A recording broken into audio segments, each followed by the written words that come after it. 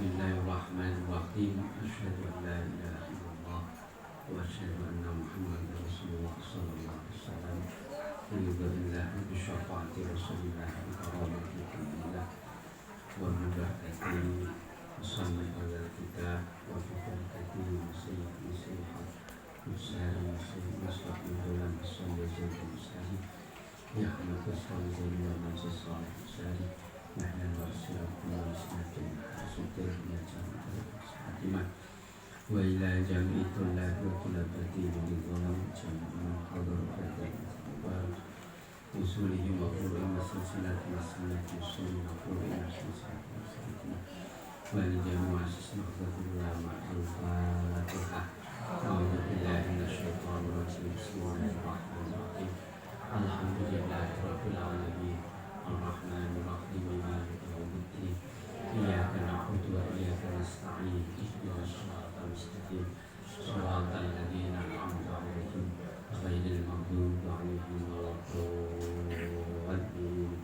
Rabbil qulil wal walidayya amin innal muttaqin Bismillahirrahmanirrahim Bismillahirrahmanirrahim Bismillahirrahmanirrahim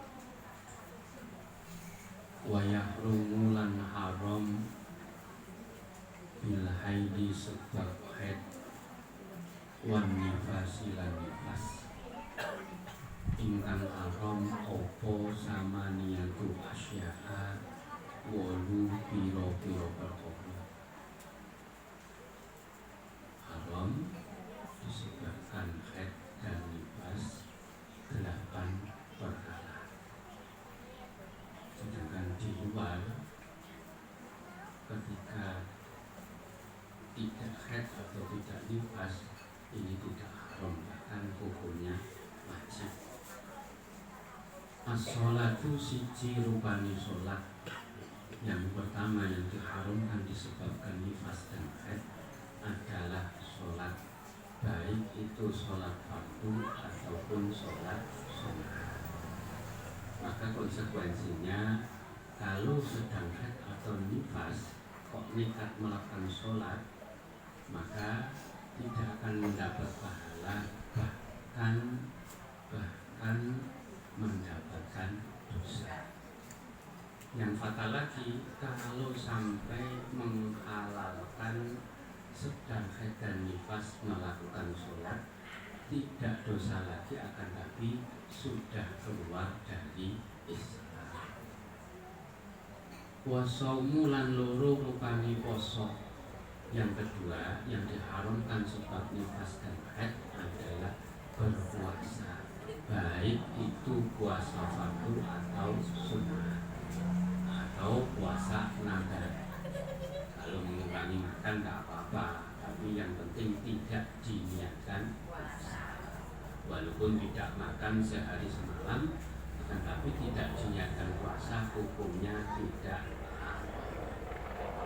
Wa qiraatul Qur'ani lan maca Al-Qur'an. Membaca Al-Qur'an baik membaca ada teksnya yaitu dengan menggunakan mushaf atau menghafalnya. Kalau perempuan sedang haid atau nifas itu hukumnya haram, kecuali melakukan zikir yang dalam rangkaian zikir itu ada ayatun min ayatil Quran. Kalau istilah budaya Nusantara adalah membaca tahlil, membaca yasin. Nah, di situ ada rangkaian zikir yang di dalamnya ada Al-Quran, itu tidak apa-apa. Atau biasanya kebudayaan kita ziarah ke makam wali-wali, di situ kita membaca ayat kursi. Yang membaca ayat min ayatil Quran tapi tidak haram, yaitu ketika mungkin ibu-ibu sedang haid dan nifas akan makan atau minum, terus membaca Bismillahirrahmanirrahim, itu tidak haram. Atau setelah makan membaca Alhamdulillah, padahal Bismillah dan Alhamdulillah itu termasuk ayatun min ayati suratil Fatihah, itu tidak haram. Tetap mendapatkan kesunahan membaca Bismillah. karena itu sudah pada rangkaian zikir. Kalau disengaja dimaksudkan membaca Al-Quran, maka hukumnya haram, walaupun hanya alhamdulillah. Tapi kalau alhamdulillah setelah makan nggak apa-apa. Wa masul mushafi, lan gepok mushaf, menyentuh mushaf.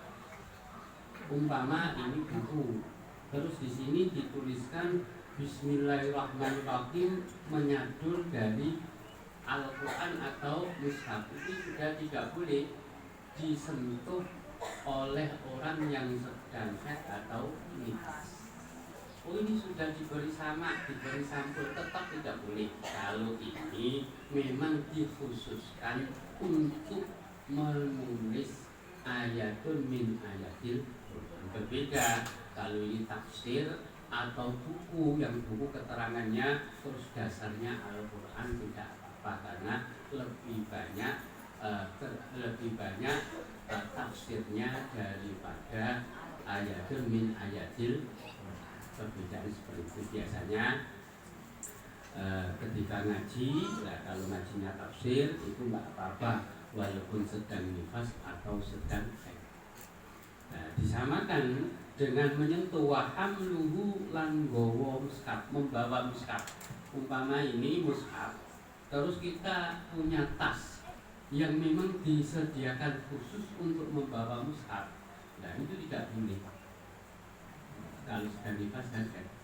Kecuali tasnya itu kan biasanya untuk bawa kosmetik, untuk bawa uang, untuk bawa terus kebetulan di situ ada mushaf, nggak apa-apa, karena bukan dikhususkan untuk membawa mushaf. Atau seperti gambar ini untuk ngaji, kadang untuk belajar pelajaran yang selain Al-Quran, selain untuk menempatkan mushaf, nggak apa-apa. Tapi umpama ini, gambar ini, meja ini dikhususkan untuk tempat mushaf, maka orang yang haid dan nifas tidak boleh.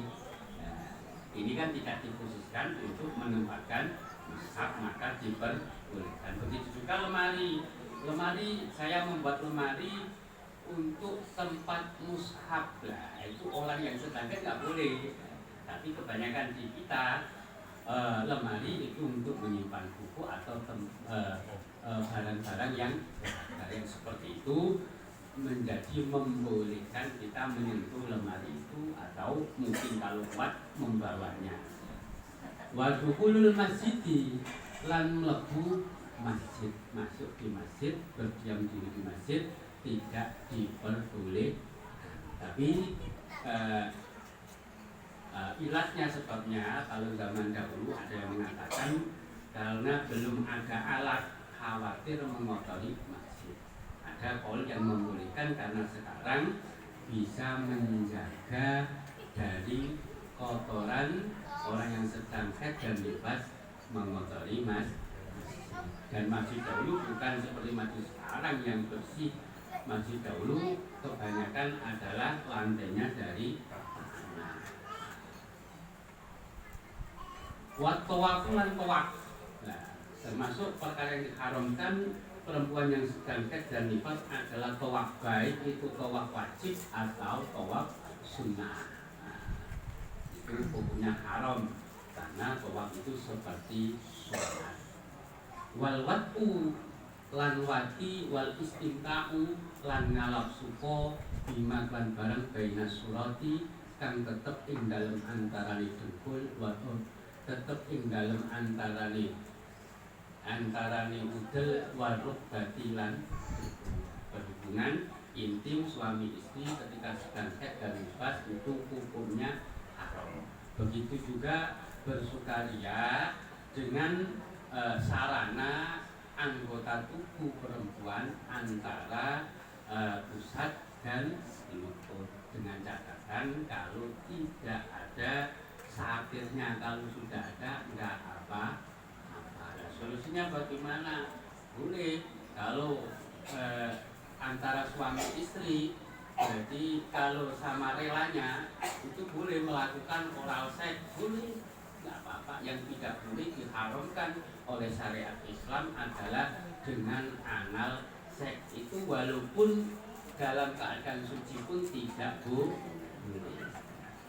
Bahkan diberi solusi oleh Nabi Muhammad SAW ketika suaminya itu bedanya memuncak, itu boleh menggunakan payudaranya. Itu kan hadis wonten boten usah isi-isi, dan itu dibutuhkan. Terus melakukan dengan tangan, yang penting tangannya istrinya itu enggak apa-apa. Kalau laki-laki menggunakan tangannya sendiri hukumnya haram, tapi kalau menggunakan tangan istrinya enggak apa-apa. Kalau istrinya rela itu boleh, menggunakan mulut istrinya boleh. Sing wis tuwa wis kadung lah, sing nom-nom lah. Itu termasuk solusi. Lagi dengan oral seks itu harus perempuannya istrinya pokoknya umpama dilemek isin penting lah niki. Umpama sak isor dengkul oleh, sak dhuwure udel oleh, walaupun ora dilemek. Tapi pendapat yang kuat, yang penting bukan kemaluannya ketika sedang head itu boten apa-apa dimanfaati suami. Lek sedang head tadi harus seperti dirahti, area itu dirapeti. Dan hadis itu jelas lah, kadang kita itu terbujuk oleh bisaan setan, bisaan nafsu, itu hal yang vulgar, itu hal yang tabu, jangan dibahas. Tapi ini jadi problem ketika istrinya sedang nifas atau haid, biasanya suaminya itu